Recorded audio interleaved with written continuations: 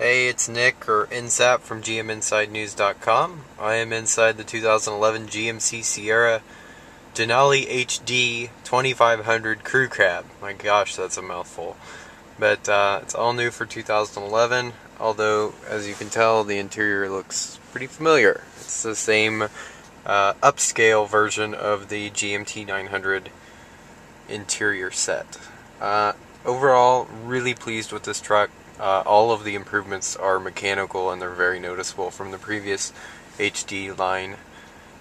This one does have, as you can probably hear, the 6.6 liter Duramax and the Allison 1000 6-speed automatic.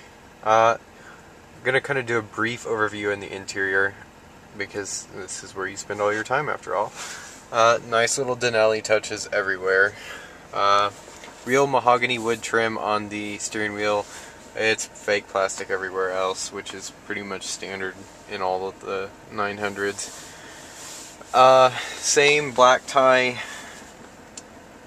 audio and HVAC controls that we've come very familiar with over the last few years. Not very impressed with the nav system. It's terribly outdated. GM has much better with the Alpine unit that's in the LaCrosse.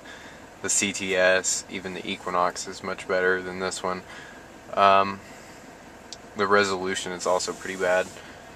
To my surprise, the steering wheel trim right here that looks like metal really is metal. I always thought that was plastic, so that's good to hear. Has the same gauge cluster that the Chevrolets have, which I find that a little unfortunate because GMC has gone to red and white gauge treatment in the Terrain and Acadia, and it looks really nice, so I'd really like to see that come over here to the Denali. You know, it's a really solid interior overall. Materials are a little cheap considering this is a $62,000 truck, but it's on par with the competition, I guess. Down here, these two compartments, especially that one, you can tell it's opening really slowly. It actually doesn't even fit right, but this is a press car, so who knows what's happened to it.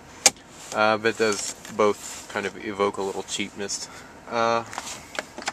In the center console you have a huge, deep storage bin, which is awesome for a truck. They have the owner's manual down there, but could be used for many things. And oh my gosh, a GM truck with a USB port. It functions really well. I have actually used it. Heated leather seats, heated steering wheel, which I've really enjoyed considering it's 35 degrees right now. And yeah, that's really the interior in a nutshell. We also have the Bose 5.1 center point surround sound system, which I'm not a fan of Bose. I think there's much better out there, and I'd like to see GM leverage that because it's just, there's no highs, there's no lows. It's just kind of meh. This unit also has OnStar Generation 9 hardware, which includes the new voice, which is significantly improved from the original. I'll hit the voice button. Ready? Bluetooth. Bluetooth ready. Cancel. Cancel. Returning to the main menu. Ready? Goodbye. Thank you. Goodbye. As you can tell, the voice is much more realistic. You don't get the vibe that you're talking to a poorly engineered computer voice like with the previous generations of OnStar.